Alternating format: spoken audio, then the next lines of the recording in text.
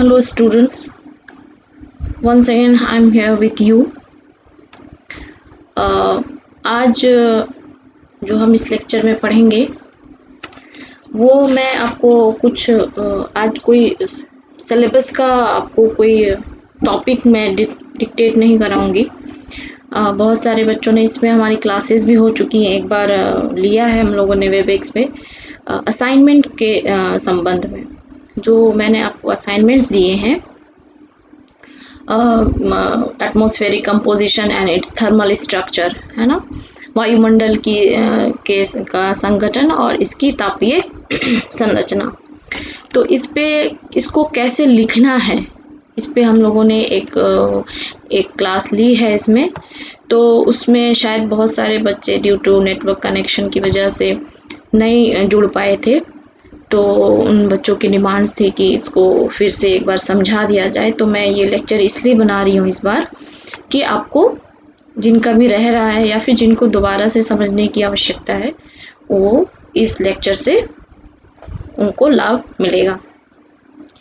देखिए, जैसा कि उस दिन भी मैंने आपको बताया था, एक आपको नोट भी दिया था, आपके व्हाट्सएप ग्रुप में होगा वो नोट, आप देख सकते हो कि assignment, how to write assignment, how to write your assignment, कैसे लिखा जाता है असाइनमेंट। हर टॉपिक के हिसाब से आपको थोड़ा अलग ब्लूप्रिंट बनाना पड़ता है। तो हमने इसमें इस टॉपिक में जो बनाना है वो मेन फर्स्ट ऑफ ऑल यहाँ पे मैं आपको डिस्कस करूँगी जो मेन बॉडी है, how to write your assignment, उसका जो कंटेंट आपको लिखना है उसको कैसे फ्रेम करना है, इस पे आज हमारा फोकस होगा।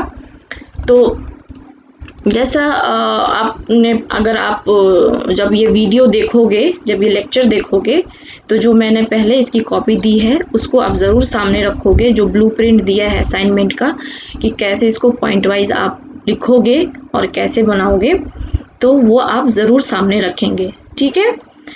तो सबसे पहले इसका सार लिखते हैं, एब्स्ट्रैक्ट लिखते हैं, ठीक है। तो सार में होता है जो आपका जो असाइनमेंट है उसका एक एब्स्ट्रैक्ट देना होता है। अब हालांकि ये बहुत बड़ा आपको नहीं लिखना है, एक पैरा में आपको इसका एब्स्ट्रैक्ट पूरा लिखना है, पूरा सार लिखना है कि आप उसको डिस्कस क्या करने के लिए आप जा रहे हो। इसके बाद आप परिचय दोगे कि आपका टॉपिक है क्या, किस टॉपिक पे आप असाइनमेंट लिखने के लिए जा रहे हो, आप उसका परिचय देंगे। उसके बाद उसका उद्देश्य लिखेंगे, वो भी मैंने आपको बताया है कि 2-3 उद्देश्य हो सकते हैं टॉपिक के, कि आप इस टॉपिक पे असाइनमेंट लिखोगे उसका उद्देश्य क्या है, किस उद्देश्य को सामने रखते हुए इस असाइनमेंट को लिखा जा रहा है। ओके, ये भी आपको उस दिन क्लियर हो गया था, बता दिया है मैंने। उसके बाद जो नेक्स्ट आता है वो है विधि तंत्र, मेथोडोलॉजी, ठीक है, मेथोडोलॉजी और डेटा रिसोर्सेज, डेटा कलेक्शन जो होता है। तो विधि तंत्र आपको जो करना है, तो देखिए विधि तंत्र तो बहुत तरह के होते हैं, ये डिपेंड करता है आपके टॉपिक पे, आपको किस तरह का टॉपिक मिला है उसको किस तरह से आपको लिखना है। तो यहाँ पे आप इसको डिस्क्रिप्टिव वे में लिख रहे हो, इसको डिस्क्रिप्शन आपको डिस्क्रिप्टिव व्याख्यात्मक वे में लिखना है, तो आपकी मेथोडोलॉजी होगी वो आपका डिस्क्रिप्टिव होगा, है ना, व्याख्यात्मक होगा। इस पे लंबी चर्चा हुई है, 1 घंटे की क्लास में हम लोगों ने की है, ठीक है। आप कुछ बच्चों ने इसकी रिकॉर्डिंग भी करी थी, तो आप वो रिकॉर्डिंग भी ले सकते हो बच्चों से, ओके।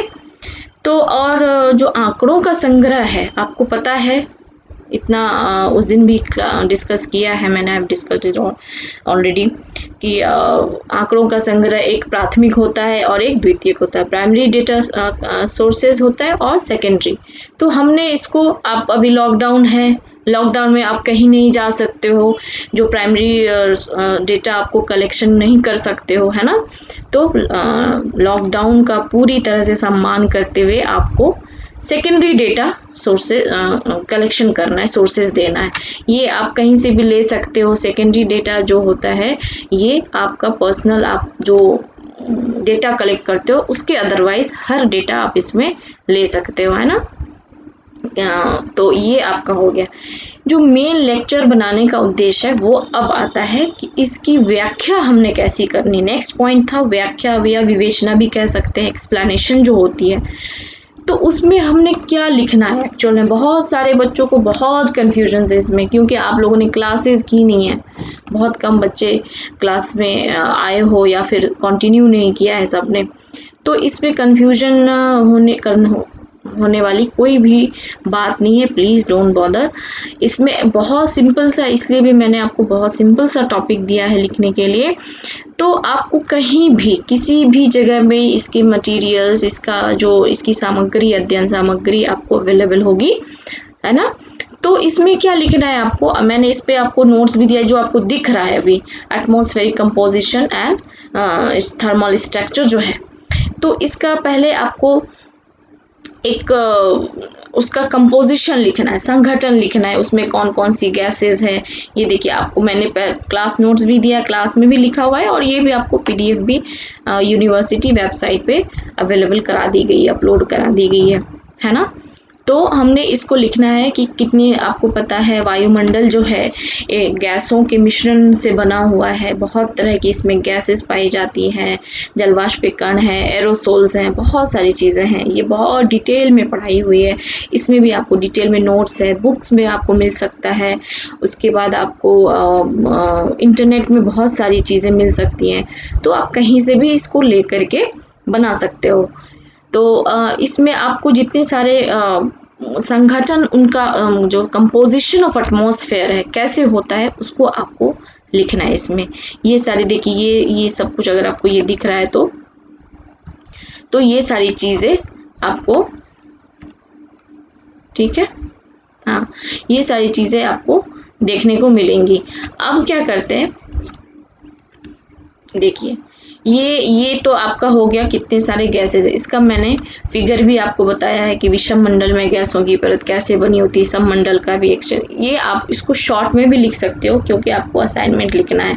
तो शॉर्ट में किस तरह से लिखना है, मैंने पॉइंट वाइज लिखने भी बताया है आपको, कि आप ये सिर्फ आप पैरा में ना लिखें और सिर्फ बुलेट पॉइंट्स में ना लिखें, आपको पैरा और बुलेट दोनों को मिला के लिखना चाहिए। तभी आपका जो लिखने का जो एक स्टाइल होता है थोड़ा इम्प्रेसिव होता है, ठीक है। तो हमेशा मैंने आप लोगों को कहा है कि राइटिंग इज़ एन आर्ट, लिखना जो है वो एक कला है, ठीक है। लिखना ऐसे ही आप ऐਵੇਂ ही लिख दोगे कुछ भी, तो वो ऐसा नहीं हो सकता है कि वो बहुत इम्प्रेसिव हो। टू द पॉइंट बातें लिखें, और उसको एक कलात्मक ढंग से आपको लिखने की आवश्यकता है। यहीं से आप लिखना सीखोगे कि हम लोग किस तरह इसको लिखेंगे। देखिए, ये सारी चीज़ें आपको, ये मटेरियल दिया हुआ है, ये आप लिखोगे, इसको शॉर्ट भी कर सकते हो, और चीज़ें हैं इसमें जो मैंने ये फिगर बताया आपको। इसके अलावा आप एक पाई चार्ट भी है, उसमें पाई चार्ट आप बना सकते हो, जैसे गैसों का जो परसेंटेज है एटमॉस्फेयर में, उसको दिखाने के लिए आप गूगल खोलेंगे, गूगल में बहुत सारी इमेजेस, बहुत सारे फिगर्स आपको देखने को मिलेंगे, डायग्राम्स देखने को मिलेंगे, आप वहाँ से मदद ले सकते हैं, वहाँ से आप हेल्प ले सकते हैं, ठीक है। अब जब हम लोग तापीय संरचना की बात करेंगे, तो इसमें आपको बेसिकली है, आप लोगों ने बचपन से पढ़ा है, एटमॉस्फेयर के लेयर्स होते हैं, 4-5-6 लेयर्स हम लोगों ने पढ़ा है। ट्रोपोस्फेयर, परिवर्तन मंडल, समताप मंडल, मध्य मंडल और ओजोन मंडल, इस तरह से चीज़ें हैं ना। तो ये चीज़ें, यही होता है आपका तापीय जो संरचना होती है एटमॉस्फेयर की, आपको इसमें यही लिखना है। इसमें आप देखिए ऊंचाई के, ये देखिए आपका, ये जो है ये आपकी संकेंद्रीय पेटी, आपको पता है जो लेयर्स ऑफ एटमॉस्फेयर है, वायुमंडल की जो परतें हैं वो संकेंद्रीय पेटी के रूप में है, कॉन्सेंट्रिक जो जोन होता है उसके रूप में है। तो और उसकी ऊंचाई अलग अलग है, और उनके जो तापमान में, तापीय जो विशेषता है उसमें भी बहुत सारी भिन्नताएं आपको देखने को मिलेंगी। इसी आधार पे जो संरचनाएं हैं उसको आपको लिखना है, उसकी प्रॉपर्टीज लिखना है। तो आप ये भी कर सकते हो कि जैसे आप लिख रहे हो ट्रोपोस्फेयर के बारे में लिख रहे हो, तो उसकी जो विशेषताएं हैं आप उसको बुलेट्स में दिखा सकते हो, उसको आप डायग्राम में दिखा सकते हो, जो आप फ्लो चार्ट बनता है वो भी आप दिखा सकते हो, है ना। तो इस तरह की चीज़ें आपको बनानी है। आपको फिगर तो देना ही देना है, आपको उसमें फिगर बनाना है। चाहे तो आप जो मैंने बनाया है ये बना लें, या फिर आपको इंटरनेट पे बहुत सारी चीज़ें, बहुत अच्छी फिगर्स और चार्ट वगैरह आपको मिल सकते हैं। आप वहाँ से बहुत इम्प्रेसिव ढंग से, बहुत सुंदर ढंग से असाइनमेंट में आप लिख सकते हो। ठीक है, तो ये हो गए सारे लेयर्स की विशेषताओं के बारे में। ज़्यादा नहीं लिखना है, ज़्यादा पॉइंट्स पे आप ना लिखेंगे, 7-8 पॉइंट में आपको बुलेट वाइज आप लिख देंगे, उसी में ये कवर हो जाएगा हर परत के हिसाब से। ठीक है, ये तो हो गया। अब जो मेन चीज़ है जिसमें बच्चों को परेशानी हो रही थी, वो मैं अब आपको दिखाऊंगी कि इसमें 3 चीज़ें हम लोगों ने लिखनी थी व्याख्या में। एक तो बताया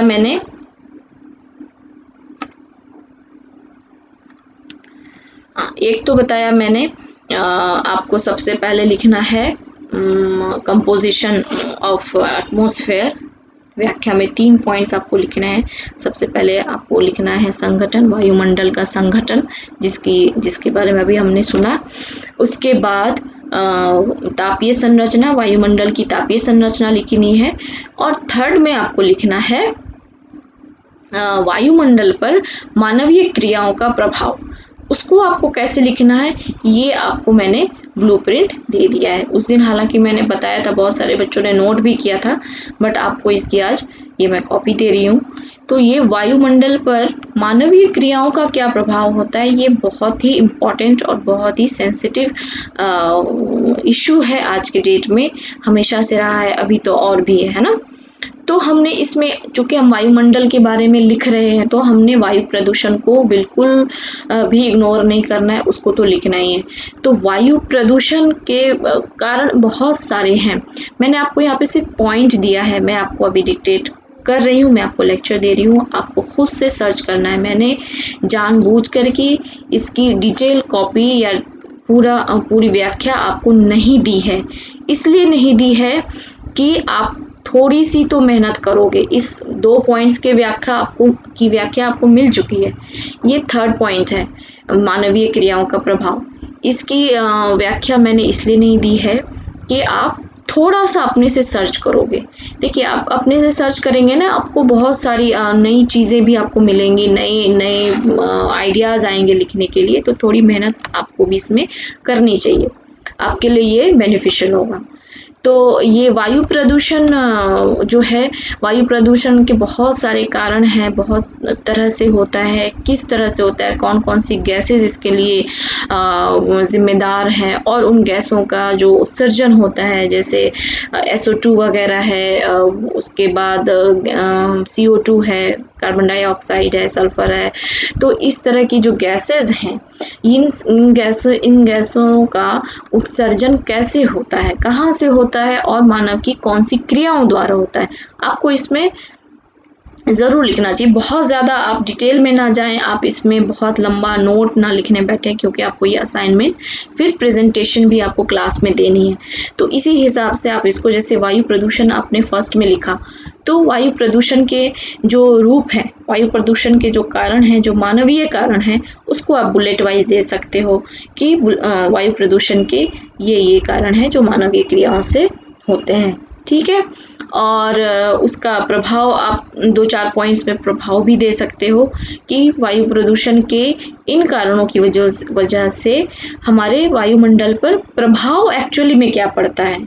देखिए, जो मानवीय क्रियाएं हैं, वो क्रियाएं नज़र में कब आती हैं, कारण तो पता है, कारण पे ध्यान तब तक नहीं जाता है जब तक उसका हमको प्रभाव नज़र ना आए। जब हम प्रभावित होते हैं, तभी हम उनके कारणों की खोज करते हैं। ठीक है, नेक्स्ट है आपका ग्रीन हाउस गैस में वृद्धि। तो ग्रीन हाउस गैसेस जो होती हैं, CO2 है, मीथेन है, और जो नाइट्रस ऑक्साइड है, ये सारी चीज़ें हैं। तो ये आप जो ग्रीन हाउस गैसेस बहुत सारी हैं, आप उसको किस तरह, CFCs हैं, क्लोरोफ्लोरोकार्बन्स, इन सब का उत्सर्जन कैसे होता है और मानवीय क्रियाओं द्वारा कैसे होता है। ठीक है, ये आपको लिखना है। ग्रीन हाउस गैस जो ग्रीन हाउस प्रभाव है ना, हरित गृह प्रभाव इसको हिंदी में पूरा कहते हैं, और ग्रीन हाउस इफेक्ट, ये एक्चुअली में क्या होता है, इसको आपको ज़रूर लिखना चाहिए, बताना चाहिए। और किस तरह से ये गैसें जो हैं आपको इस ग्रीन हाउस इफ़ेक्ट में वृद्धि करती हैं, ठीक है? इसको आप लिखोगे। अब नेक्स्ट जो हम थोड़ा-सा इसको सिंक्रोनाइज़्ड वे में आगे बढ़ेंगे। अब नेक्स्ट लिखेंगे ओज़ोन छिद्र व ओज़ोन ह्रास, ozone hole and ozone depletion. तो क्लास में बहुत डिटेल में इसकी पढ़ाई हुई है, आपको नोट्स भी दिए गए हैं, आप उससे भी ले सकते हो, नेट से ले सकते हो, बुक्स से ले सकते हो कि ओज़ोन होल क्या होता है, ओज़ोन छिद्र और ओज़ोन ह्रास होता क्या है। तो ओज़ोन ह्रास के प्रभाव क्या है? ओज़ोन लेयर में जो उसकी थिकनेस है उसमें कमी होना ही ओज़ोन डिप्लीशन है एंड ओज़ोन होल इसी के थ्रू प्रभाव में आता है। और ओज़ोन ह्रास जो है वो ओज़ोन ह्रास के प्रभाव एक्चुअली में क्या होते हैं आपको पता है। ओज़ोन लेयर जो है सूर्य से आने वाली अल्ट्रावायलेट रेज़ को अब्ज़ॉर्ब करती है, पाराबैंगनी किरणें जो होती हैं उसको ये अवशोषित करती हैं। तो अवशोषित करती हैं जिससे कि बहुत हद तक जो ऐसी किरणों को वहाँ पे रोका जाता है और हम तक लाइट वेव सूर्य की किरणें आती हैं, प्रकाश दृश्य आता है। तो अब जब ये इस ओज़ोन लेयर में कमी आ रही है या फिर इसकी थिकनेस में कमी आ रही है, तो क्या होगा, अल्ट्रावायलेट रेज़ जितने मात्रा में अब्ज़ॉर्ब हो रहा था उस लेयर द्वारा, ओज़ोन लेयर द्वारा, तो अब वो कम मात्रा में ऑब्जर्व होगा। इसलिए हमको क्या होगी, इससे आपको पता है अल्ट्रावायलेट रेज जो है वो मानवीय शरीर के लिए, लोगों के लिए ख़तरनाक होता है। इससे आपको स्किन डिजीज़ेज़ हो सकती है, स्किन कैंसर, आप देखिए कैंसर के प्रभाव भी बढ़ते जा रहे हैं ना। तो आप इसमें सर्च करोगे तो देखो ये पॉइंट है, ये जितने भी पॉइंट्स हैं ये अपने आप में बहुत ह्यूज, बहुत बड़ा बृहद पॉइंट बन सकता है। बट आपको ध्यान में रखना है कि हमको असाइनमेंट लिखना है, तो असाइनमेंट को ध्यान में रखते हुए हम इसको शॉर्ट में लिखेंगे और हर पॉइंट को आप सर्च करोगे, हर पॉइंट में आप वहाँ से आप डेटा लोगे, नेट में जो अवेलेबल डेटाज हैं, जो इसके प्रभाव हैं, जो अभी वर्तमान समय में जो प्रभाव आपको दिख रहे हैं उसके डेटाज भी आपको मिलेंगे, वो आप इसमें इनपुट करोगे, है ना। तो ये आपका बहुत ही सुंदर असाइनमेंट बनेगा।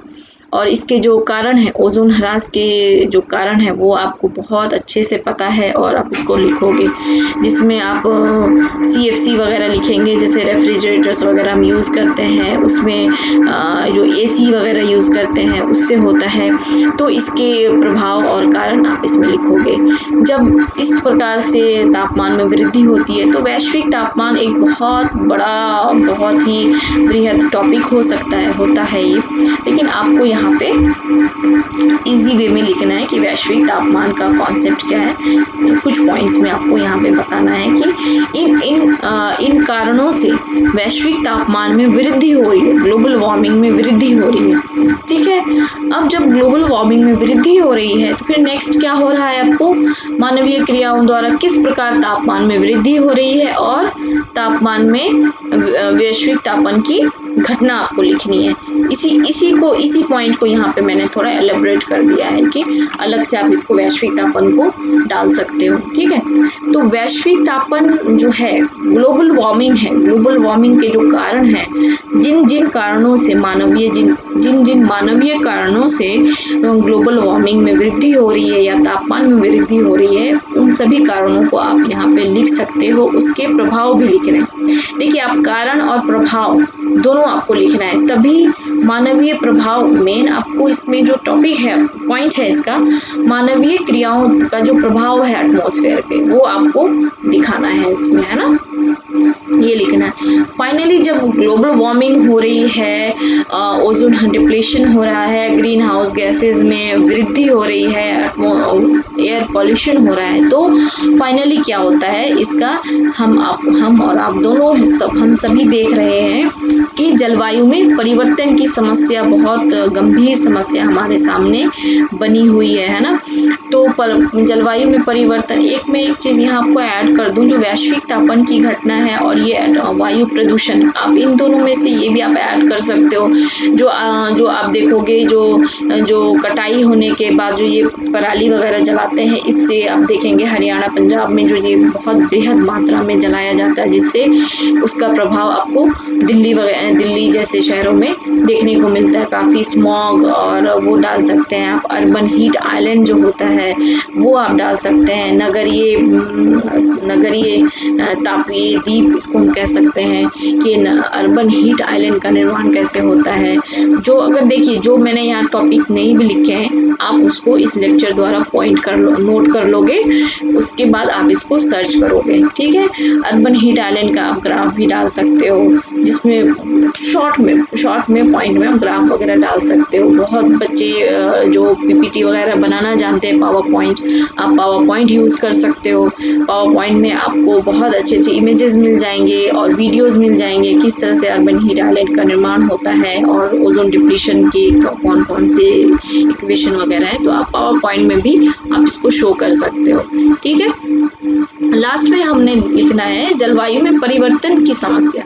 तो हमारा जो क्लाइमेट चेंज हो रहा है, एक्चुअल में क्लाइमेट चेंज का एक आपको यूनिट में आपको पढ़ना भी है, तो टीचर ने आपको पढ़ाया भी होगा, तो उसको भी आप इसमें इनकॉर्पोरेट कर सकते हो कि जलवायु में परिवर्तन जो है मानवीय क्रियाओं द्वारा किस प्रकार से हो रहा है। तो ये एक आपको इसके जो मानवीय क्रियाओं, ह्यूमन एक्टिविटीज़ से हमारे वायुमंडल में जो भी प्रभाव देखने को मिलते, देखिए वायुमंडल को हमेशा ध्यान में रखेंगे कि हमने वायुमंडल को ध्यान में रखना है कि वायुमंडल में किस तरह से इफेक्ट हो रहा है इन चीज़ों को। तो ये सारी चीज़ें आप उसमें लिख सकते हो। एक चीज़ मैं और आपको यहाँ बताना चाहूँगी कि देखिए हर जो भी आप थियोरी पढ़ते हो, जो भी चीज़ें आप पढ़ते हो, उसके हमेशा 2 एस्पेक्ट्स होते हैं, ठीक है। तो उसमें आप एक होता है आपका थ्योरेटिकल और एक होता है अप्लाइड एस्पेक्ट होता है। एक सैद्धांतिक होता है, एक व्यवहारिक होता है। सैद्धांतिक में तो आपने लिख दिया कि ये चीज़ें हैं और इसको आप व्यवहार में किस तरह से निकाल के देखोगे। अब जैसे अब हमने ये प्रदूषण की समस्या लिख दी और ये ह्यूमन एक्टिविटीज़ से क्या प्रभाव हो रहे हैं ये देख रहे हैं, लेकिन ये तो चलता आ रहा है, ठीक है। अब क्या है कि अभी लॉकडाउन चल रहा है लगभग पूरे विश्व में। अभी आपने न्यूज़ देखी होंगे, न्यूज़पेपर्स में आ रहे हैं, आप देखोगे नदियाँ साफ़ हो रही हैं, पॉल्यूशन का जो मात्रा है, एयर पॉल्यूशन में बहुत कमी आ गई है। जो पंछी लुप्त हो गए थे, जो पक्षी जीव जंतु वगैरह लुप्त हो गए थे ड्यू टू एटमॉस्फेरिक पॉल्यूशन या फिर प्रदूषण की वजह से, वो सब आपको अब दिखने को मिल रहे हैं। तो नदियाँ साफ़ हो रही हैं। अब अभी गंगा रिवर का आपने देखा होगा, न्यूज़ कवर देखा होगा कि उसको ट्रीट करके पीने योग्य हो गया है ये। तो अब इससे ये एक उदाहरण आप पेश कर सकते हो यहाँ पे कि किस तरह से मानवीय क्रियाएं हमारे एटमॉस्फेयर को, हमारे वातावरण को इतना दूषित करती हैं कि ये जीव जंतु और पक्षी विलुप्त हो जाते हैं। और जब इतने महीनों से लॉकडाउन है, अर्थात कि जितने भी लोग हैं, जितने जो मास है, ये सभी घरों में है, ठीक है। जो एक्टिविटीज़ है, जो फैक्ट्री की एक्टिविटीज़ है, जितनी भी एक्टिविटीज़ है, सब बंद है। इसका प्रभाव आपको दिख सकता है कि यदि इनको इतने कम दिनों में, इतने चंद दिनों में इसका प्रभाव आप देख रहे हो, इतनी ज़्यादा ग्रीनरी और इतने ज़्यादा पॉल्यूशन में कमी, एयर क्वालिटी इंडेक्स जिसको बोलते हैं AQI, उसमें आप देख सकते हो उसका इंडेक्स में किस तरह से चेंजेस आ रहे हैं, है ना। ये सब डेटाज आपको नेट से मिलेंगे, आपको ये सब बिल्कुल डालना चाहिए, अपने PPT में डालना चाहिए। तो इससे जो भी आपके असाइनमेंट को पढ़ेंगे या जो आपको प्रेजेंटेशन में जब आप बोलोगे, तो ऐसा लगेगा कि हाँ, बच्चे ने थोड़ा समझा है, इसको डे टू डे लाइफ के साथ इसको कंपेयर किया है ना। तो ये सारी चीज़ें आपको देखने को इसमें मिल जाएंगी, आप बहुत अच्छे से इसको लिख सकते हो। हाँ, एक और चीज़, कुछ व्हाट्सएप में ग्रुप में आप लोग, कुछ बच्चे ऐसा कुछ बॉदर कर रहे थे कि हम लोगों के पास ना पेन है, ना पेजेस हैं, बाहर नहीं जा सकते, हम कैसे लिखेंगे, A4 शीट्स नहीं है हमारे पास। तो प्लीज़ मेरी आप लोगों से ये रिक्वेस्ट है कि प्लीज़ डोंट बॉदर, परेशान होने की कोई भी आवश्यकता नहीं है आपको। आपके पास जो भी शीट्स हैं, जो भी नोटबुक है, चाहे आपके घर में किसी बच्चे की नोटबुक हो, आपकी नोटबुक हो, कुछ तो होगा लिखने के लिए, उस पे आप लिखो। कोई ज़रूरी नहीं है कि A4 शीट्स में ही लिखा। असाइनमेंट लिखने का तरीका अलग होता है, लेकिन अभी सिचुएशन को देखते हुए आपको जिसमें आपके पास है, जो सुविधा आपके पास उपलब्ध है, आप उसमें लिखो। और ज़रूरी नहीं है कि आप बहुत महंगे कलम से लिखो, बहुत ज़्यादा आप सजा के लिखो। आपके पास जो भी रिसोर्सेज हैं, मिनिमम रिसोर्स में आपको काम करना है ना। Minimum resources and maximum output, ये आपको देना है। जितना भी आपका है उसमें आप करें। जिनके पास कंप्यूटर की सुविधा उपलब्ध है, अभी कैफ़े भी नहीं खुलेंगे जो आप जा कर के पीपीटी बना सकते हो, तो जिनके पास वो सुविधा उपलब्ध है वो आप उसमें बना सकते हैं। ठीक है, तो ये सारी चीज़ें आपको इस हिसाब से असाइनमेंट लिखनी है। आई होप कि इस वीडियो से आपको बहुत मदद मिली होगी, बहुत सारे कन्फ्यूजन्स दूर हुए होंगे। तो इसके बाद भी अगर आप लोगों को, किसी भी बच्चे को कोई भी अगर इसमें परेशानी होती है तो प्लीज़ मुझे बताएं, व्हाट्सएप पे मुझे मैसेज करें। मैं उनकी परेशानी, आपकी परेशानी दूर करने की पूरी कोशिश करूँगी। और इसी के साथ ये लेक्चर, ये डिलीवर का सेशन भी ख़त्म होता है। आप लोग प्लीज़ घरों में रहें एंड बी सेफ। ओके, तब तक के लिए थैंक यू।